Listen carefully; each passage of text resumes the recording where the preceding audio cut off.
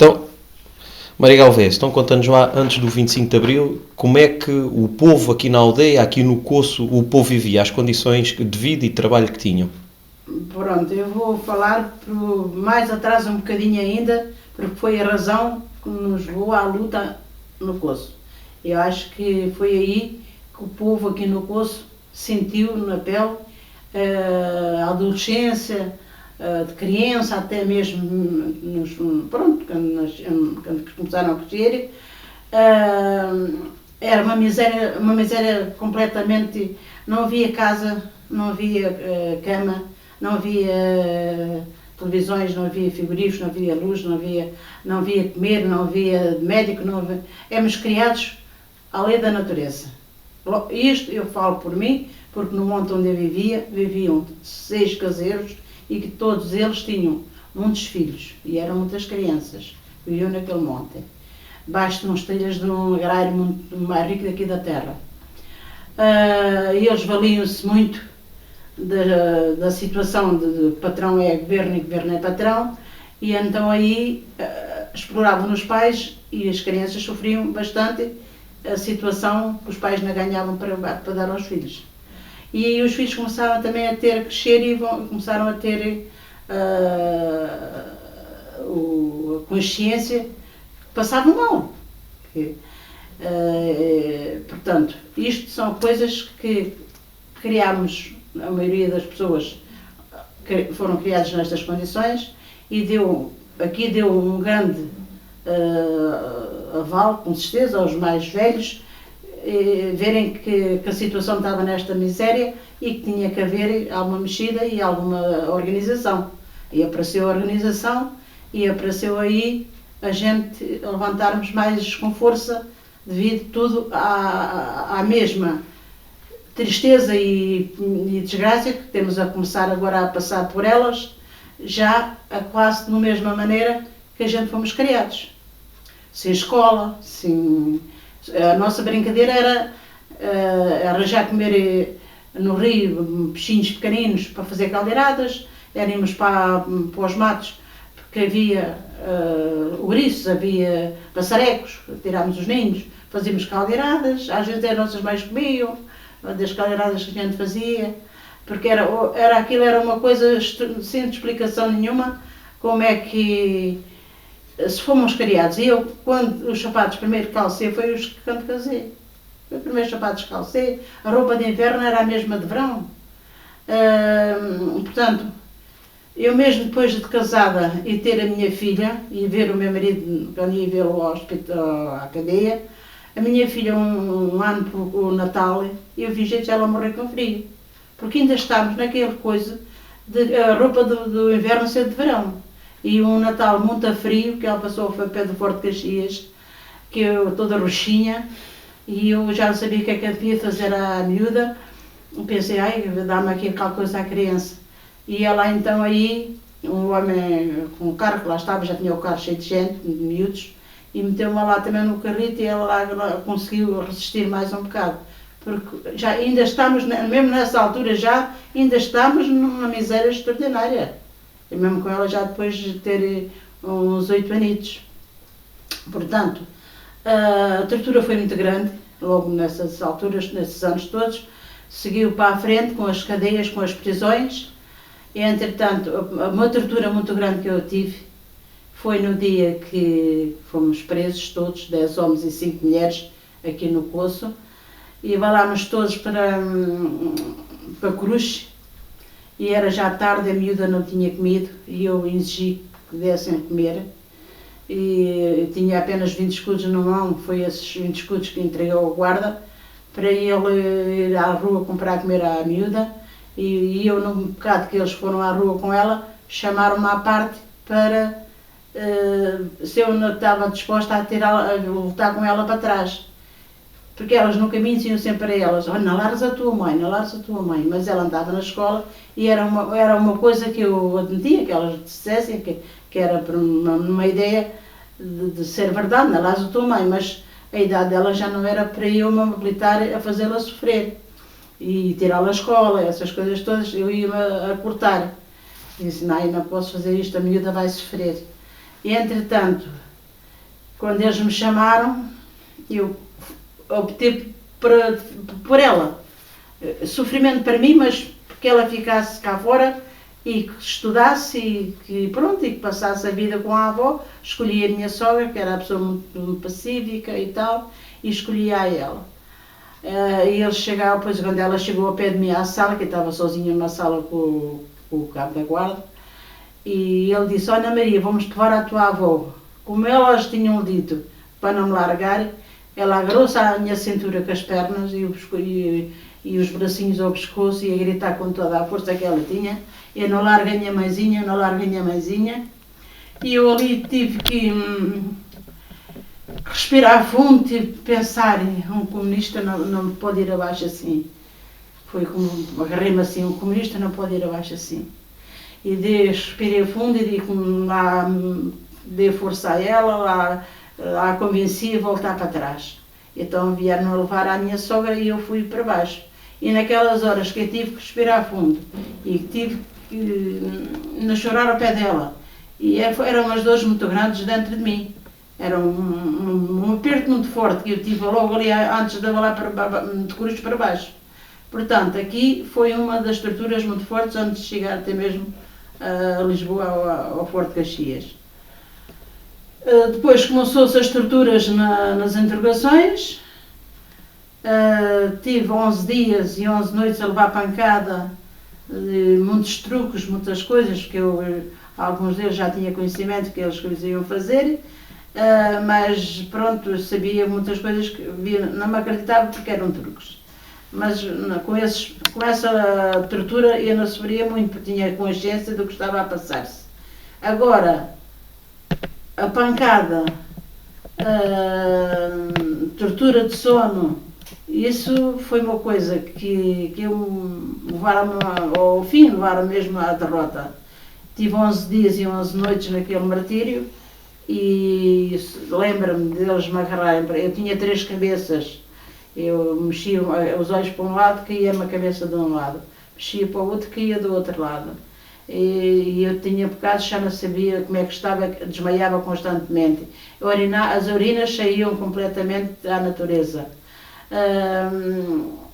Eu estava, pronto, eu punha-me em cima de um banco, eu caía no chão e desmaiava. Era porrada de toda a maneira. Outras vezes levava porrada, batia com a cabeça na parede, eram duas cacetadas ao mesmo tempo. Outras vezes houve uma vez que me puseram num banco e um de um lado, outro do outro, encostados à parede, um com uma cassete e outro com uma régua, com uma quina em aço, e eu toda negra já, aqui estas partes das ancas e os braços tudo negro, a boca toda ferida, toda inchada, toda feita já num trapo, e ele punha-me naquele banco, um passava, falas ou não falas, e trocavam-se ao pé de mim. Um batia de um lado, outro batia ao mesmo tempo do outro. Batiam 2 pancadas ao mesmo tempo, nas negras. E eu despida só com as cuecas em cima do banco. Foi uma tortura muito forte essa que eles me fizeram, que eu ainda tive a sorte de pensar a maneira como podia aliviar aquele sofrimento. Foi porque um deles, nessa tarde, tinha feito uma carta para pedir ao chefe que me perdoasse, que eu a pedir perdão, eu é que pedia o perdão, que não estava junto com os comunistas, porque eram estes, que eram aqueles e tal, e tal, e tal, e tal. Eu não respondi à carta, não disse nada, que não admitia a carta, disse que não admitia. Não tinha feito coisa nenhuma para fazerem a carta. E, entretanto, a senhora não está a pensar bem, que eu tive tanta pena da sua filha e tal, tal, e coisas fracos que eles queriam apanhar. E, entretanto, aquilo passou-se e ele disse: bom, não, fechou a carta, ia para fechar a carta, então leia lá a carta para eu ouvir então esse pedido que você está a fazer, porque eu queria saber o que é que ele queria, o que é que ele escreveu, não era porque devesse me ter interessado. E então ele disse: peço ao senhor a coisa, que era eu a falar, que me desculpe, porque isto, peraí, aquelas lengas delas. E, entretanto, ele disse: eu nem assino, nem consinto que você vale daqui com a carta. Portanto, isto tinha sido atrás, e era esse e mais outro quando estava a fazer aquele trabalho, bateram depois mais tarde. E entretanto eu já estava tão aflita com tantas dores nos braços, tantas dores nas negras, e eles ao mesmo tempo vinham um passava, vinha outro passava, batia ao mesmo tempo, e eu caía no chão, desmaiava, tornavam a fazer, e tens de falar, e tens de falar, e tens de falar, e tens de falar, e eu não falava. E entretanto, pensei, espera aí, eu digo que quero falar com o Carvalho, porque eles tinham dito, a senhora quando quiser falar, a dizer as verdades, falo com o Carvalho. Eu digo que a gente do Carvalho é que vem ouvi-la a falar. E eu ali pensei que falava com ele, mas era, depois quando ele chegava, era a dizer da carta, que tinha feito a carta e que eu não tinha consentido a carta, nem tinha feito nada para pedir nada a ninguém. Era só para dizer estas palavras para me defender das pancadas que estava a levar, que eu já não podia aguentar mais. E então no outro dia, quando eles foram pescar, dizer ao Carvalho para vir, ele já tinha saído. Como já tinha saído, no outro dia foi a primeira coisa, deixaram de bater. Deixaram de bater, no outro dia veio logo o Carvalho sentado na secretária e a fazer assim, então vamos lá então à história. Vamos à história e depois eu disse-lhe que era da carta, que o sujeito tinha-me feito a carta. Ele levantou-se aos berros, então era por isso e por tal, ela fez um espetáculo grande, uns empurrões também e tal. Mas eu tive aquela a ideia de me defender naquela coisa, de agarrar-me à carta, porque a carta eu sabia que não era nada que tinha feito, que eles tinham feito, porque eu não me tinham atingido nada, mas foi um caso de eu poder aliviar o sofrimento tão grande que estava a ter. Depois continuei, sempre a levar porrada e isto e aquilo, muitos truques, faziam um teatro, eles fizeram uma cama elétrica à porta da sala, quando queriam que eu visse, abriam a porta, quando queriam que eu não visse, fechavam-na.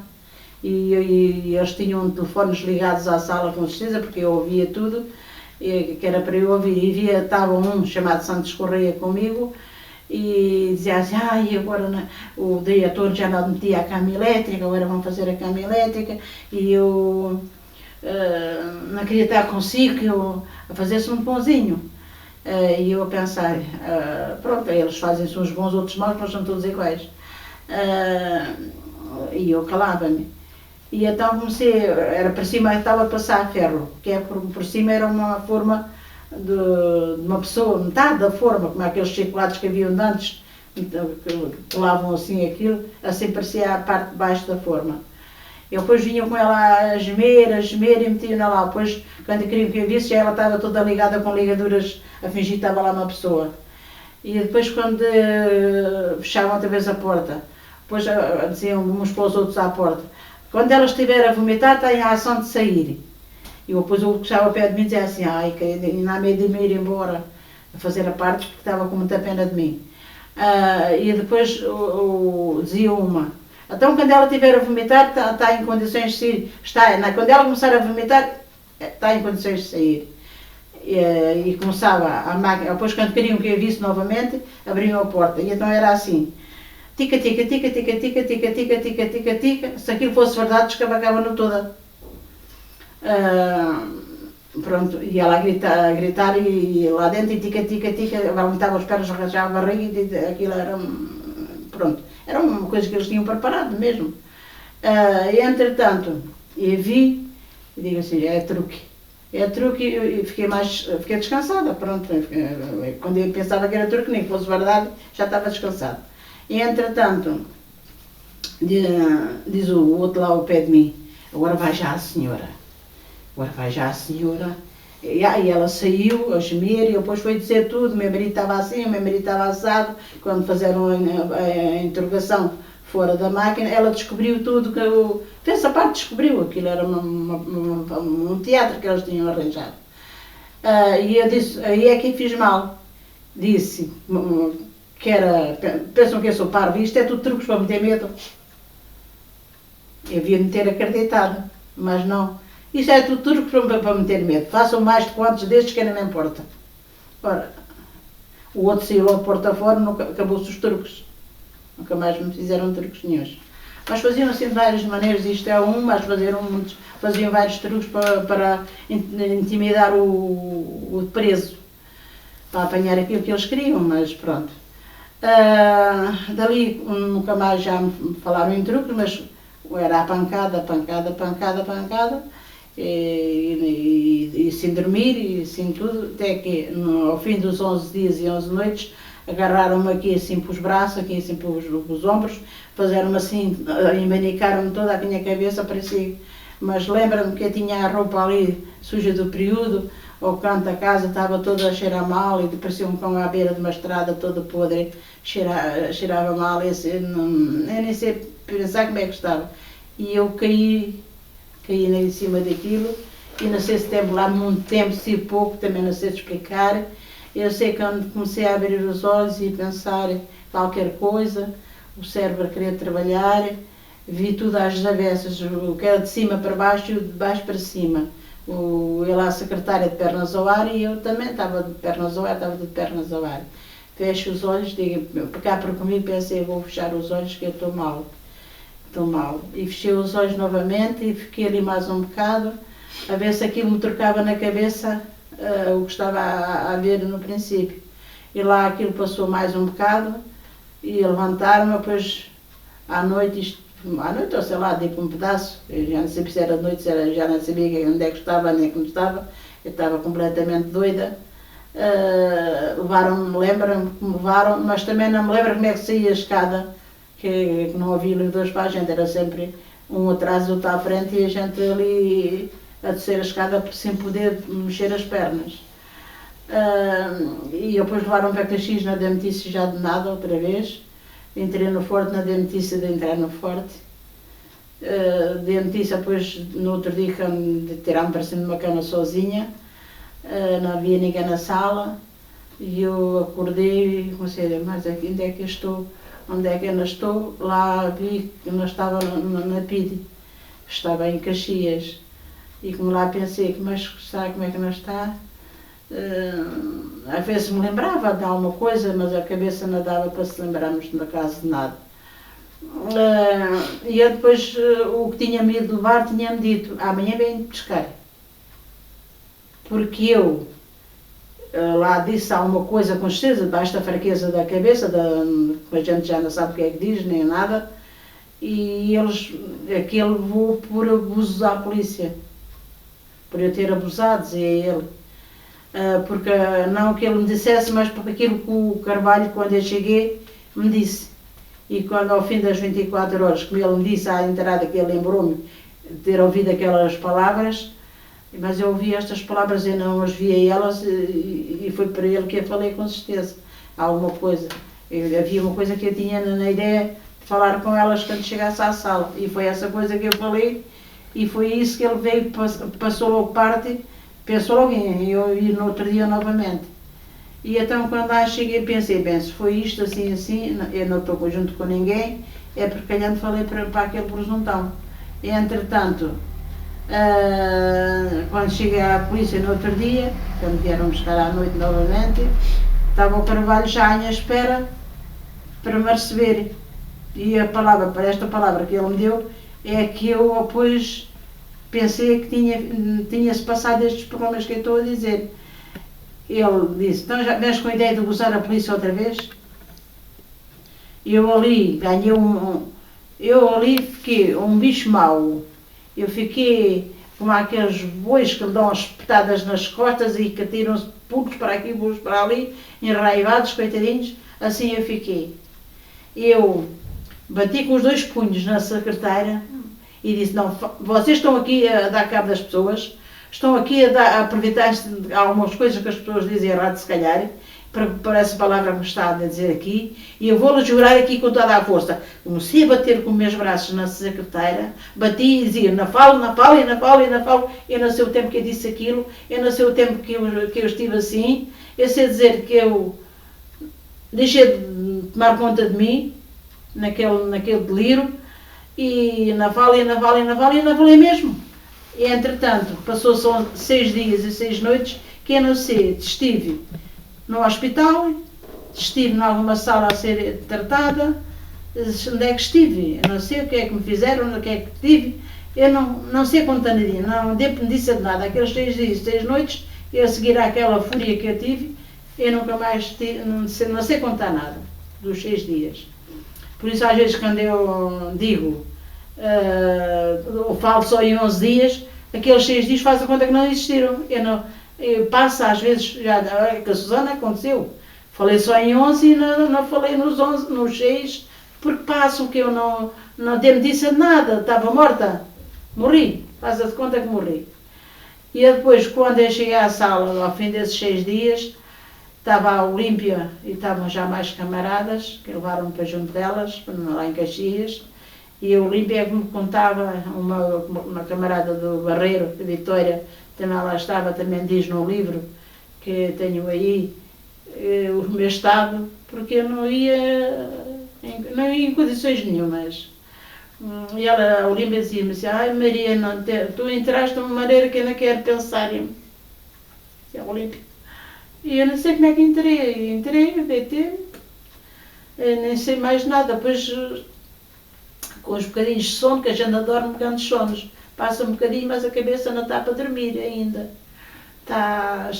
O organismo está tudo variado. Entretanto, cheguei aos fins das interrogações, eles viram que eu tinha ainda, não sabia ler, nem sabia escrever na altura, mas depois aprendi na Danta Cadeia a fazer o meu nome, ainda aprendi muita coisa, a ler algumas coisinhas. Entretanto, eles viram que eu já sabia fazer o nome, tinham contactos com as outras de aprender lá dentro, e levaram-me uma quantidade de vezes à Antônia Maria Cardoso apenas para fazer o nome. Eu nunca ouvi às vezes nenhuma. E tenho o processo nas minhas mãos hoje, porque não sabia o caso, tudo, para tirar mais umas conclusões de toda a abertura e toda o que é que meteu, o que é que não meteu e essas coisas. Foi pelo processo que eu fui descobrir muita coisa que se passava, que se passou. E então aí fui descobrir que me meteu na cadeia, ganhava 200 escudos por mês, e era vizinho meu, jovem, sem ter ainda a maioridade. Fui descobrir toda a situação da minha caminhada para lá, da tortura, dessas coisas todas. Eu tinha que, dentro de mim, eu tinha que ter a certeza do que se tinha passado. Tentei impedir a fotocópia do processo. E fui solta a 24 de setembro, fui presa a 27 de abril de 1962. E fui solta no mesmo ano, a 4 de setembro. No mês de agosto, ainda tenho chamavam eles o auto de perguntas, que era metida a um auto de perguntas, que era quando eles faziam o orçamento na tortura não faziam o orçamento das perguntas que eu negava a assinar e desmentia, depois não dizia nada. Eles dizem assim, mais uma vez diz não, isto em agosto, mais uma vez diz não, e assinámos por nós, eu e fulano, as pessoas que assinaram o processo, o auto de perguntas, e eu não sou metida no auto de perguntas em coisa nenhuma. Não assinei porque não sabia ler, e não sabia. E eles, porra, já sabiam que eu lá queriam que eu obrigasse, mas ele não sabia ler e também não estava disposto a assinar. E não estava, de qualquer maneira, não assinar. E então acontece que ainda fui muitas vezes a Antônia Maria Cardoso, levar uns empurrões e umas coisas e tal, e para assinar o processo. Eu nunca assinei vez nenhuma. Chegaste a ir a julgamento? Não, nunca fui a julgamentos porque eles não conseguiram arranjar provas para me levarem a julgamento. Então, e eles quando te levaram preso, levaram com mais pessoal aqui do COSO, com mais pessoas do COSO, e qual é que era a acusação? Era de andares na luta? A acusação era que eu tinha muita responsabilidade no partido. Tu tens muita coisa escondida para sair, porque o que lá meteu via-me ter agravado a situação. Tens muita coisa para descobrir, porque eu morava no sol posto, lá embaixo, e via muitos camaradas aqui da aldeia, uns dos foros, outros da aldeia, outros de Santa Justa, que me davam trabalho para eu fazer lá embaixo. E eu tinha da Maria Carmina, a Maria Rosa, sei lá mais pessoas, o Isidro, eu fazia trabalho a todos. O que era preciso eu fazia. Mas não estava ligado ao partido, que ainda tinha 25 de cheios para pagar a cota que o meu marido pagava a dele. E ele foi um grande camarada político para mim, porque o Avante ele lia-me sempre. E eu aí, foi uma grande ajuda que eu tive, de ouvir ler o Avante e ajudar-me a mim própria depois na cadeia. Foi nas interrogações. Eu agarrava muito ao que tinha ouvido, ao que ouvia, ao que aprendi, pá, assim. Foi uma grande sorte que eu tive. Portanto, foi assim que eles não conseguiram a assinatura, não conseguiram me fazer falar, porque quando eu bati com as mãos na mesa, na secretária, eu pensei em morrer e não falar. Eu pensei, podia morar a vida, a filha e a vida e a todos, marido e tudo, só queria morrer. E vou morrer e mais não falo. E quando a gente pensa assim, eles não são capazes de fazer falar. E eles só me largaram quando viram que eu não falava, bem nem mal. Deixei de falar. E que tarefas é que tu tinhas cá fora? Que tarefas é que tinhas cá fora? Era distribuir o Avante? Tinha, por exemplo, a Maria Rosa deu-me uma maquinazinha de ver as fotografias da União Soviética a irem para o trabalho. Depois calcámos um botão, a gente via aquela gente toda a andar e aquelas coisas todas. Eu ia a uma casa, mostrava, depois pedia dinheiro para a ajuda dos presos políticos. Ela estava presa e eu a juntei à volta de 500 escudos, na sala de Areias. 500 escudos, mas depois para entregar. Que eu era aquela pessoa que tinha de entrar o dinheiro, que o dinheiro era muito preciso. O dinheiro era mais preciso ao partido que ao ordenado a mim. Eu tinha de entregar aquele dinheiro quanto mais depressa possível. E então fui meter com uma pessoa que eu pensava que pertencia ao partido, para entregar o dinheiro, para passar o dinheiro para os sítios certos. Essa pessoa não me recebeu, não estava metida, estava como eu também, fazia coisas e não estava. Mas naquelas condições, a gente agora adivinhava onde é que estavam as pessoas para poder passar aquele, porque naquela altura aquele dia já era uma machininha bem boa que eu tinha arranjado. Depois parece que entreguei a outra e depois quando a Maria Rosa veio da cadeia, essa outra entregou-la a ela. Mas eu, como não queria ter na minha mão, eu queria passar para o partido que mais pressa melhor. Entreguei a outra pessoa. E então passou-se assim com o dinheiro que ela me deu. Maria Carmina era assinaturas contra o Salazar, a favor dos presos políticos. E eu andava lá embaixo, colhia aquelas assinaturas todas. Ia a esta casa, àquela, outra. Uma caixa daquelas pôr nas camisas, punha as folhas todas dentro de uma caixa e eu depois andava com a caixa num saco e corria às casas todas para me assinarem os papéis. Foi assim que o Marabelzinho começou a topar que eu estava a fazer trabalho para Camõesino, do partido. Ali, a mãe dele sabia, depois houve muitas prisões no curso, e eu, como era aqui, na terra, era hábito a gente festejar o 5 de outubro, irmos fazer imagem ao cemitério aos democratas, mas como não, e havia uma alvorada também de morteiros e foguetes no princípio, e eu ali também não queria, também queria fazer, mas não sabíamos de ninguém, uns presos, outros encolhidos, não sabia de ninguém. E o que é que eu pensei em fazer? Havia uma rapariga a trabalhar comigo, onde vinha, que era chamada Ludovina, e o irmão, ainda era mais novo, andava a guardar pombos na escusa, por conta de um grande agrário também, de terras. E eu pensei, ora, os miúdos lá em cima,